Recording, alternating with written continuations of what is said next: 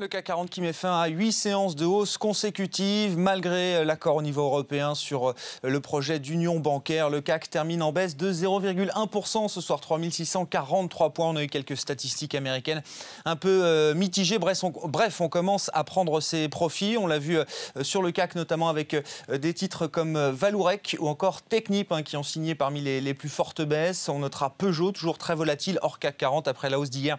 Le titre redonne 4%. Et puis Gemalto, toujours hors CAC, le spécialiste de la sécurité numérique. On a appris que le dirigeant Olivier Puech avait vendu un bloc d'actions à 500 000 actions pour un montant de 50 millions d'euros. Ça a mis un petit peu de pression sur le titre, moins 3% pour Gemalto, qui signe tout de même une hausse de quasiment 100% depuis le début de l'année. À l'inverse, eh bien, on a continué d'acheter Veolia qui poursuit son rebond, là de 9 € ce soir. Le titre Renault, plus 1,5% avec la cession du reste de sa participation dans Volvo, les camions. Donc Renault qui sort définitivement des camions.